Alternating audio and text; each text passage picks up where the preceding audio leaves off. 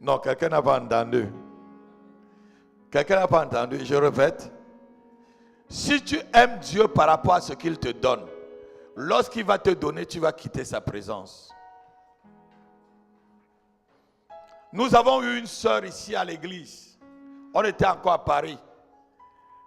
Elle est venue parce qu'elle voulait l'enfant, que l'enfant reste dans son ventre. Moi, l'apôtre, j'ai prié. Elle a accouché. Et lorsqu'elle a accouché, on est parti rendre visite à la sœur. Elle m'a dit qu'elle ne vient plus à l'église. J'étais avec maman Eugénia. Elle n'est plus jamais venue. Elle a dit, Dieu m'a donné ce que je voulais. Ça, c'est un mauvais amour. Ça, c'est l'amour du poulet. L'amour que tu as pour le poulet. Hein? Vous savez l'amour qu'on a pour le poulet? C'est le goût que le poulet a dans ta bouche. Ce n'est pas le vrai amour. Qui aime le poulet ici? Moi, j'aime le poulet. Surtout KFC. Alléluia. Mais le poulet du KFC là, s'il est encore vivant, tu dis je t'aime. S'il savait pourquoi tu lui disais je t'aime, il va fuir, Joël. Pas tu lui dis je t'aime là, il va être bientôt dans la marmite. C'est l'amour qu'il donne pour toi. Donc tu ne dois pas aimer Dieu par rapport à ce qu'il te donne. Tu dois aimer Dieu par rapport à ce qu'il est pour toi. Si tu aimes Dieu par rapport à ce qu'il te donne, je te dis ce qu'il te donne va te faire quitter sa présence. Beaucoup de personnes suivaient le Seigneur, pourquoi? Pour le pain et le poisson, non?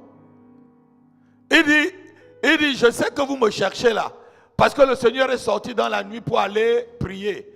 Et après, les gens ont entendu qu'il était dans la ville. Qu'est-ce qu'on fait? La foule est venue. Il dit, vous me cherchez parce que, quoi? Parce que vous avez mangé du pain et du poisson. Vous ne me cherchez pas parce que vous avez de l'amour pour moi. Beaucoup de personnes sont déçues dans leur marche chrétienne parce qu'ils cherchent Dieu pour un but. Note-le, ne cherche jamais Dieu. N'aime pas Dieu pour un but. Aime Dieu pour ce qu'il est pour toi. On va lire dans le livre de Deutéronome, je crois que c'est chapitre 6, à partir du verset 5. Il dit, tu aimeras le Seigneur, comment? De tout ton, de toute ta, et de toute ta. Lisons-le rapidement. Deutéronome chapitre 6, verset 5. Lèvons-nous, on va lire la parole. Comment aimer Dieu sans se fatiguer? Quelqu'un peut lire à haute voix? Écoute, je lis à partir du verset 4. Écoute Israël, l'Éternel notre Dieu est le seul éternel. Tu aimeras l'Éternel ton Dieu de tout ton et de toute ta force. Amen. Tu dois aimer Dieu de tout ton cœur, de toute ta force, de toute ton âme. Ça veut dire quoi? Ça veut dire que tu dois aimer Dieu malgré les situations. Tu dois aimer Dieu malgré les difficultés. Tu dois aimer Dieu malgré la faim. Tu dois aimer Dieu malgré la persécution, malgré la nudité. L'apôtre Paul dit que même dans la nudité, eux, ils continuent à servir. Même dans la faim, ils continuent à servir. Même lorsqu'on les persécutait, ils continuaient toujours à servir. Alléluia. Il aime Dieu malgré tout. Comment aimer Dieu sans se fatiguer? Romains chapitre 8. Lisons à partir du verset 32. Et ce qui m'intéresse, c'est quoi? C'est le verset 38. Où il dit que ni la mort, ni les auteurs, ni les puissances, ni les persécutions, ni rien ne peut me séparer de l'amour de Dieu manifesté comment? En Jésus-Christ. Aimer Dieu coûte que coûte. Dis avec moi, aimer Dieu coûte que coûte. Aimer Dieu malgré la souffrance. Aimer Dieu malgré les problèmes. Aimer Dieu malgré les persécutions. Aimer Dieu malgré l'échec. Aimer Dieu malgré le célibat. Aimer Dieu malgré le chômage. Aimer Dieu malgré la faillite. Aimer Dieu malgré la pauvreté. Aimer Dieu et aimer Dieu seulement. Lisons Romains.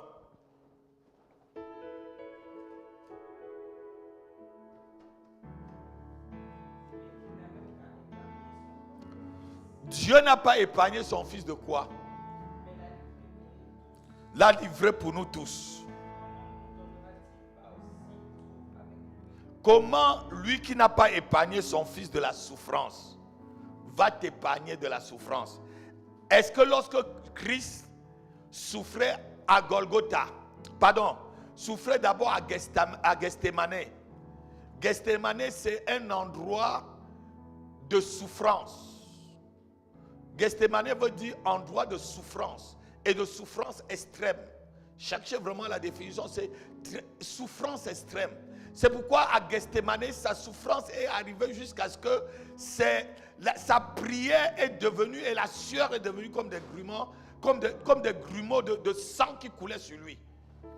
Lisons encore, continuons, dans le livre de Romains, chapitre 8. Lisons. Lui qui n'a pas épargné son fils. Oui.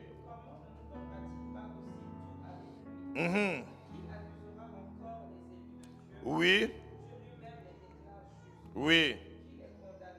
Oui. Oui. Oui. Et écoutez, la Bible dit que personne ne va vous condamner. Écoutez-moi très bien. Si quelqu'un te dit que où est ton Dieu là? Prends-lui Somme 115 à partir du verset 2. Dis que mon Dieu est dans le ciel, il fait ce qu'il veut. Alléluia. Il y a des membres de la famille, vos collègues, peut-être vos cousins, vos cousines, vos voisins peuvent dire ton Dieu que tu pries là, il fait quoi pour toi? Qu'est-ce qu'il t'a déjà fait? Personne ne doit te dire ces choses et ça te fait mal. Personne ne doit te dire ces choses et ça refroidit l'amour de Dieu dans ton cœur. Continue ma fille.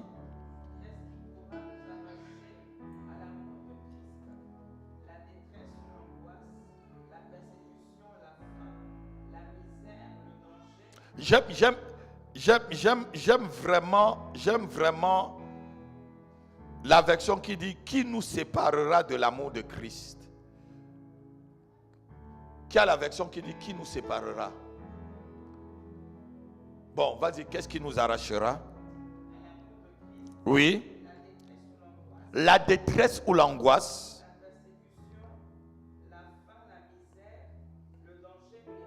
Et regardez, il cite toutes ces choses qui souvent peuvent refroidir ton amour. Regardez quelqu'un qui vient à l'église, mais il vit des situations misérables. Regardez quelqu'un qui vient à l'église, il n'a pas de quoi manger. Regardez quelqu'un qui vient à l'église, mais il ne se revêt pas très bien. Regardez quelqu'un qui est à l'église, il traverse des moments très très difficiles. Alléluia. Il peut croire que Dieu n'est pas avec lui et ça refroidit son amour. La Bible dit que même ces choses-là ne doivent pas nous séparer de Christ. Donc, on n'a aucune raison de ne pas aimer Dieu. On n'a aucune raison de ne pas aimer le Christ.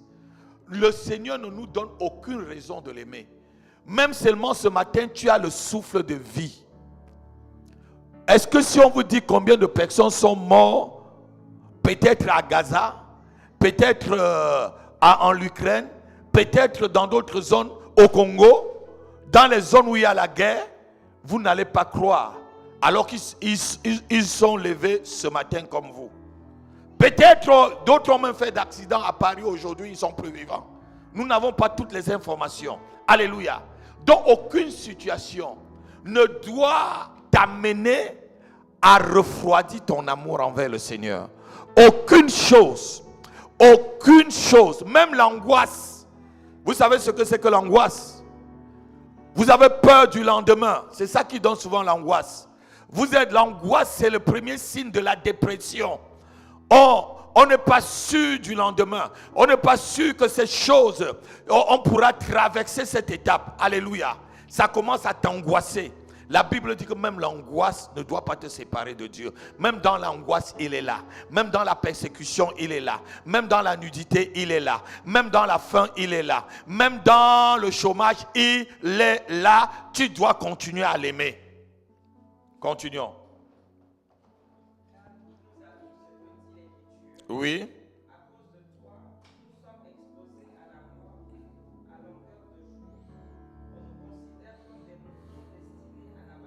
Oui. Mais dans toutes ces choses, nous sommes bien plus que... Oui.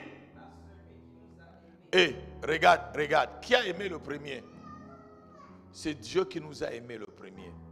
La Bible dit tout dans le livre de Romains, je crois, chapitre 5, peut-être verset 7 ou 8 par là. Il dit que, non, verset 19, il dit par là, que Dieu nous a aimé le premier. Avant, quand on était païen, il dit quand on était encore dans nos péchés, Christ est mort à notre prise. Christ est mort pour nous. Donc Dieu est celui qui t'a aimé le premier. Dieu est celui qui t'a aimé le premier, ma fille. Donc tu ne dois pas donner vraiment c'est-à-dire, tu ne dois pas donner une raison qui n'est pas valable de ne pas l'aimer. Dis avec moi, Seigneur, augmente ton amour dans mon cœur. Élargis mon cœur afin que ton amour grandisse en moi. Au nom de Jésus-Christ. Continuons, verset 38 que je cherche depuis. Oui, j'ai l'assurance. Ni la mort, ni la vie, ni les anges, ni les dominations, ni les choses présentes, ni les choses à venir, ni les puissances des ténèbres, ni ce qui est en haut dans le deuxième ciel, ni ce qui est dans les profondeurs de l'abîme, dans les enfers, ni aucune autre créature. Rien ne pourra nous séparer de l'amour de Dieu qui a manifesté en Jésus-Christ notre Seigneur. Regardez là, qu'est-ce que le Seigneur dit là? Asseyez-vous un instant. Il dit ni les auteurs, ni les profondeurs, ni la vie, ni la mort, ni même les anges, ni même les puissances des airs, ni même le diable lui-même ne doit te séparer de l'amour de Dieu manifesté en Jésus-Christ. Lorsqu'on reçoit Dieu, lorsqu'on reçoit le Seigneur Jésus-Christ, on doit tout faire pour que son amour grandisse en nous. C'est toi qui dois travailler pour que cet amour-là grandisse. Parce que c'est chacun qui travaille pour son salut. Dieu ne travaille pas pour notre salut. Dieu nous donne le salut, mais nous on travaille pour le salut. Lisons-le dans Philippiens. Lisons rapidement.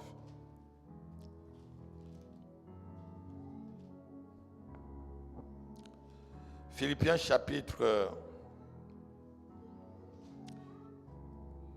Je crois que c'est chapitre 3. Il dit travaillez à votre salut.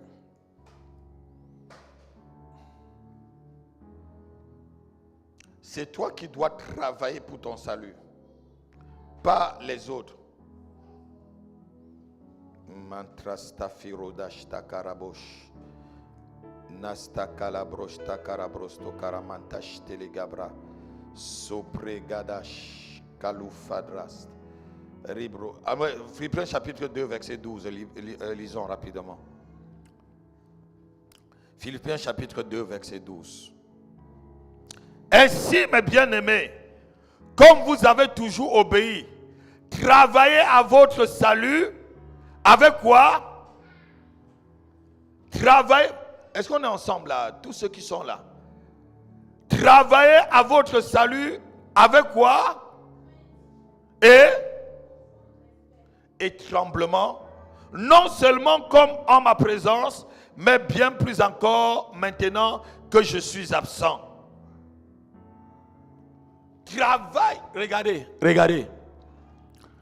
C'est chacun qui travaille son salut. Le salut englobe quoi? La délivrance. Le salut englobe quoi? La guérison. Parce que le salut, c'est le fait de te retirer d'une situation et de te mettre hors d'état de nuit. Le salut englobe quoi aussi? La prospérité, le bonheur, l'épanouissement. Tout ça, c'est toi qui travailles. Et tu le travailles par l'amour que tu manifestes vers le Seigneur. Par l'amour que tu manifestes pour son œuvre. Par l'amour que tu manifestes pour les ordres et les ordonnances qu'il t'a données. Pour le dernier, je le veux dire, le dernier testament qu'il a dit avant de quitter la terre. Travaille pour ton salut avec crainte et tremblement. Il y a quelqu'un qui a dit un jour, moi j'ai peur qu'après avoir prêché, je sois rejeté. 1 Corinthiens chapitre 9, verset 27. Il dit, j'ai peur. Ça dit, je traite durement mon corps. De crainte qu'après avoir prêché aux autres, qu'on me rejette.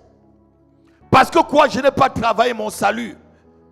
Tu peux être un pasteur, mais tu vas en enfer. Tu peux être un prophète qui a regroupé, qui a même prophétisé avec précision. Tu as même prophétisé jusqu'à voir ce qu'il y a dans le cœur des cœurs. Mais tu vas en enfer. Lisons le verset.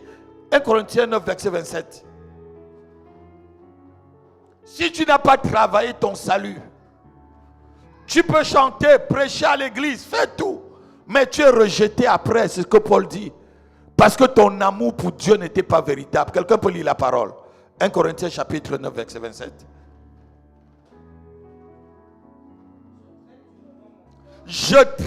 Donc je travaille mon corps. Je le tiens, je maîtrise mon corps. Parce que ce corps, c'est un corps de péché. Ce corps, c'est un corps qui se fatigue. C'est un corps qui peut régner Dieu. C'est un corps qui peut mépriser Dieu. C'est un corps qui peut rejeter Dieu. C'est un corps qui peut refroidir son amour pour Dieu. Je le traite dur. Après avoir proclamé l'évangile aux autres,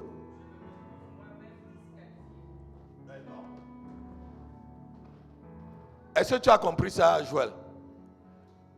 Lis, Joël n'a pas bien entendu. Je traite durement mon corps. Je le maîtrise sévèrement.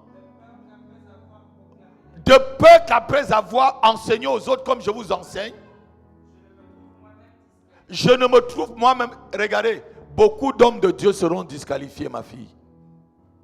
Beaucoup qui ont prêché l'évangile seront disqualifiés. Ce n'est pas tous ceux qui sont à l'église qui iront au ciel. Travaille ton salut en ayant de l'amour vrai envers le Seigneur. Lorsque tu es à l'église, ne demande pas qu'est-ce que Dieu me donne. Tu vas te poser la question, la vraie question, comme je le dis dans un de mes livres, qu'est-ce que je donnerai à Dieu? Qu'est-ce que je peux faire pour que Dieu soit content de m'avoir créé, de m'avoir sauvé? Qu'est-ce que je peux faire? C'est ça l'amour. L'amour se donne pour l'autre. L'amour se donne pour l'autre. L'amour se donne.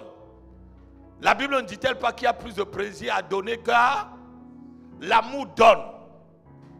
Si tu aimes Dieu, tu donnes de ton temps. Tu donnes de ta vie pour lui. Tu donnes de ton argent même. Tu donnes de tout pour le Seigneur.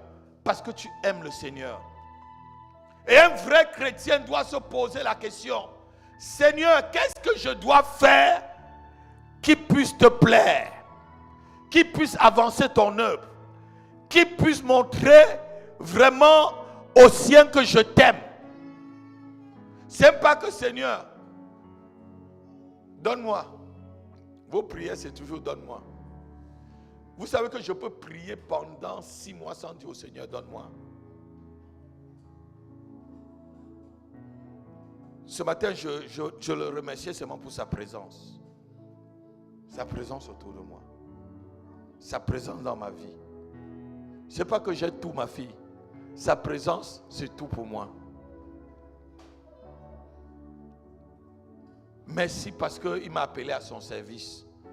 Merci parce que je suis dans le champ. Merci parce que je suis un ouvrier avec lui. Merci, merci, merci. Vous croyez que je n'ai pas besoin qu'il me donne? J'ai besoin qu'on quitte dans cette salle. Si on prend une grande salle, ma fille, la vie là. J'ai besoin. Si par miracle ça pouvait se passer tout de suite, je serais très content. Mais il connaît ce besoin, il connaît le temps. Et je connais qu'il me donnera. Quelqu'un ne donne pas amen. S'il en a donné à mes frères, pourquoi il ne me donnera pas? S'il en a donné à mes frères qui le servent, à mes collègues qui le servent, pourquoi il ne me donnerait pas? Je sais qu'il est juste. C'est que le temps n'est pas encore arrivé. Le temps arrivera et ça va se passer. Et le temps, c'est pour bientôt. Quelqu'un me donne un amen. Je déclare que le temps, c'est pour bientôt. Et ce que tu attends aussi de lui, c'est pour bientôt. Donne-moi un amen. Alléluia. Amen. Donc le vrai chrétien, le sens de l'amour, pour que ton amour ne faillisse pas pour le Seigneur, pour que ton amour ne diminue pas pour le Seigneur, continue à œuvrer pour lui. Continue à travailler pour son royaume. Continue à travailler pour ton salut avec crainte et tremblement. De peur que tu peux être rejeté un jour. Il dit bien de peur, de crainte qui peut être rejeté. Vous savez, ma fille, il n'y a pas de plus grand homme de Dieu, je le dis toujours. Il y en a beaucoup qui ont été disqualifiés. Même le grand Moïse a été disqualifié en route. Dieu n'a-t-il pas dit à Moïse, je t'ai appelé pour que tu vas retirer mon peuple de l'Égypte pour l'amener où? Est-ce qu'il est arrivé à Canaan?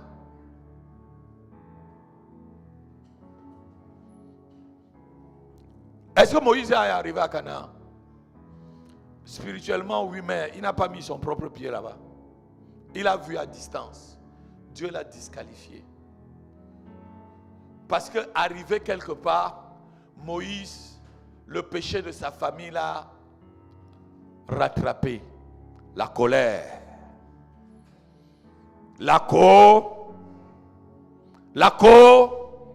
Et la Bible dit que la colère de l'homme n'accomplit pas quoi? La colère de l'homme n'accomplit pas quoi? La colère de l'homme n'accomplit pas quoi? Donc la colère a rattrapé Moïse. Et Dieu ne fait acception de personne. Et Moïse a été disqualifié. Donc il faut aimer Dieu malgré toutes les situations que tu peux vivre. Aimer Dieu que rien ne peut nous séparer. Que rien ne nous sépare de l'amour de Dieu manifesté comment? En Jésus-Christ. Ça veut dire ici que tu peux avoir la persécution, tu continues à l'aimer. Tu peux avoir la faim, la nudité. La nudité ici, ça veut dire que le gars ne s'habillait même pas bien. Est-ce que vous comprenez un peu? Mais tu continues. Les calomnies. Vous savez, s'il n'était pas seulement Dieu, les calomnies qu'on a déjà dit sur moi, si là. Peut-être vous avez seulement écouté petit comme ça. Si je tenais seulement compte des calomnies qu'on a déjà dit sur moi, je ne serais plus votre pasteur. J'aurais continué à me débrouiller là-bas dehors. Ou même peut-être aller encore à l'école pour être médecin. On peut être médecin à tout âge. Hein? Et j'ai encore la capacité. Amen.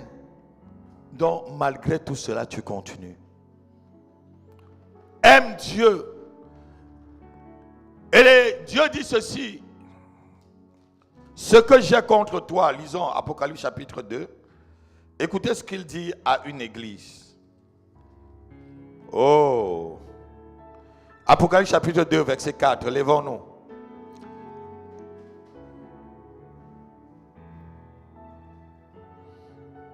Quelqu'un peut lire ça à haute voix? Frère Samuel, lisez rapidement à haute voix. Pourquoi vous laissez tous les autres lire? Levons-nous, on lit la parole de Dieu rapidement. Oui. c'est que tu as fait quoi? Vous pouvez abandonner, regardez-moi, soyez sincères. On peut abandonner son premier amour pour le Seigneur. Comment c'est qu'on a abandonné son premier amour pour le Seigneur? Lorsqu'on n'a plus de zèle. Lorsque tu perds ton zèle même pour les choses du Seigneur. Lorsque tu viens à l'église même, c'est comme si on te force.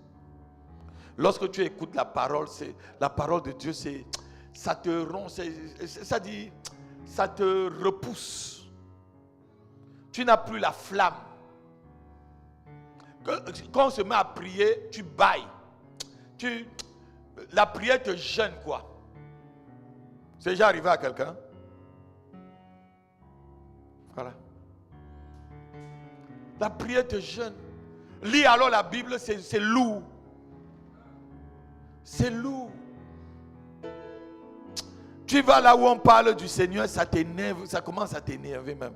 Mais si tu vas là où on parle du football, de la politique, du Formule 1, des courses de chevaux, de l'héros, du basket, des tennis, voilà, tu es dans la joie.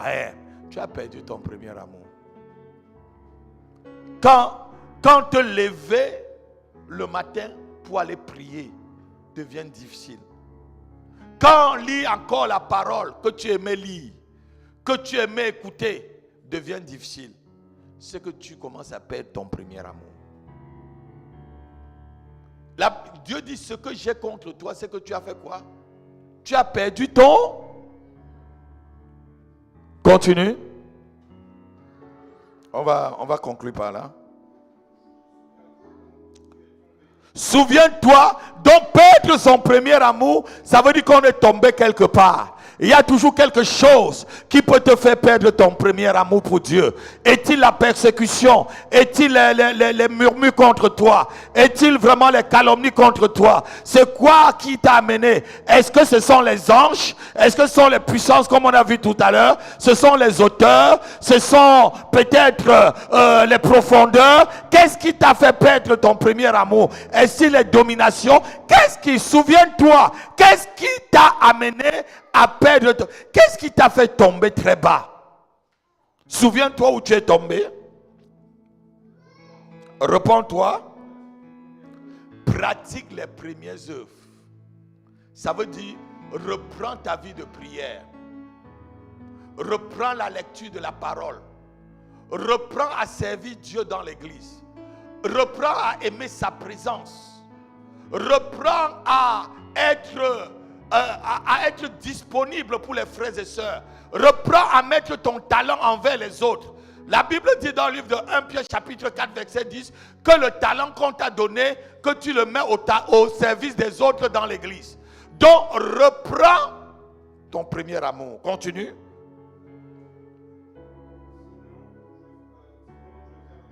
Oui. Et regardez, je viendrai, je ôterai le chandelier.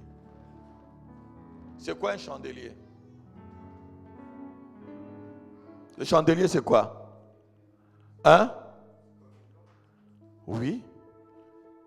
Quoi? Le chandelier, c'était quoi dans la Bible? C'était là où on mettait l'huile et on allumait le chandelier dans le temple. Et le chandelier, c'est comme la flamme. La flamme que tu as pour le Seigneur. L'esprit qui est là. Le chandelier, c'est le symbole du Saint-Esprit. Et la Bible te dit aussi dans le livre, je crois, c'est de Lévitique chapitre 6 ou 5 par là. Il dit que le feu ne s'éteint jamais. Que le feu ne s'éteint jamais sur l'autel. Et Dieu dit qu'il peut ôter cet autel-là, il peut ôter ce chandelier-là. Puisque tu refroidis, il peut l'ôter. Alléluia. Amen. Et il te dit plus loin, puisque tu n'es ni froid ni chaud, je fais quoi? Je te vomirai. Écoutez-moi très bien. C'est mieux d'être très chaud pour le Seigneur que d'être très froid. Une manière de savoir que tu as perdu ton premier amour, c'est le fait que tu es tiède. Ça ne te dit plus rien. Ce que le pasteur dit là, c'est pour lui-même là-bas. S'il connaît où mon cœur se trouve, c'est pour toi-même là-bas. Lève-toi, tu vas prier 2 minutes avec moi. Tu vas dire, Père, aide-moi à retrouver mon premier amour. Prie avec moi, dis Seigneur, aide-moi à retrouver mon premier amour. Je me repens ce soir. Je me repens ce soir parce que je me suis refroidi, Père. Je me suis refroidi pour ton service. Je me suis refroidi pour l'évangélisation, pour le témoignage, pour la participation au culte. Je me suis refroidi dans ma vie de prière. Je me suis refroidi, Père, dans ma vie de la méditation de la parole. Je me repens, Père. Je me repens, Père. Je me repens, Père. Pardonne-moi, prie comme ça 2 minutes. Pardonne-moi. Père, je me suis refroidi. Pardonne-moi, Père. Pardonne-moi. Je ne lis plus la parole comme je lisais avant. Je ne prie plus comme je priais avant, Seigneur. Je n'ai plus l'amour dans le service. Je ne suis plus comme avant, Père. Père, pardonne-moi, Seigneur. Renouvelle mon amour. Renouvelle-moi, Père. Restaure-moi, Seigneur. Restaure-moi dans ton œuvre. Restaure-moi, Seigneur. Restaure-moi. Restaure mon amour. Sharekata, Shakataba, Loshtakaba. Prie. Repends-toi, dis je me repens sincèrement. Je me repens sincèrement, Seigneur. Je me repens sincèrement avoir abandonné mon premier amour. Avoir abandonné le zèle que j'avais au début. Avoir abandonné le zèle que j'avais dans mes premières années de vie chrétienne. Seigneur, je demande pardon. Seigneur, je me repens sincèrement. Je me repens sincèrement. Je me repens de tout mon cœur. Je me repens de tout mon âme. De toute ma pensée. Je me repens, Seigneur. Seigneur, pardonne-moi, pardonne-moi. Je me repens, Père. Shekare Kadosh. Rebadosh Takare Brastava. Lokatali Kabra Ostavikada. Sopreta Kabre Zigadash. Kilida Karobros Tafira. Masta Kaboros Tofere. Je me repens, Yahweh. Je me repens, Yahweh. Je me repens, Yahweh. Je me repens, Yahweh. Shalabababash. Rebrostavara Katrosh Takara. Remanda Kalabrodosh Tekaraba. Dis-lui de te donner la capacité de manifester encore ton premier amour pour lui. Dis-lui, Seigneur, donne-moi la capacité de manifester mon premier amour, car je puis tout par toi qui me fortifie. Dis-lui cela, dis-lui, Seigneur, donne-moi la capacité. Dis-lui à l'ouvre de voix, Seigneur, donne-moi la capacité, Père. Je prie, Père. Seigneur, donne-moi la capacité de manifester mon premier amour. Seigneur, de reprendre les choses comme je le faisais avant, comme je le faisais au début de ma vie chrétienne. Donne-moi la capacité de prier des heures, de prier des jours, de me mettre à genoux pendant des heures et des jours. Donne-moi la capacité de dévorer ta parole, nuit et jour, Seigneur. De lire et de lire, de continuer à lire ta parole sans me fatiguer. Donne-moi la capacité d'assister à toutes les réunions de prière. Donne-moi la capacité d'assister à toutes les réunions d'enseignement. Que je ne trouve, Seigneur, aucune raison non valable, Seigneur, de ne pas être au culte le dimanche, de ne pas être dans ta présence, de ne pas être à l'évangélisation. Père, donne-moi la capacité. Donne-moi la capacité, car je puis tout par toi qui me fortifie. Je puis tout par toi qui me fortifie, Père. Shekakakakaradosh. Lebradaka krosta kavarash. Nasta kalabrosh. Shebababababash. Amen.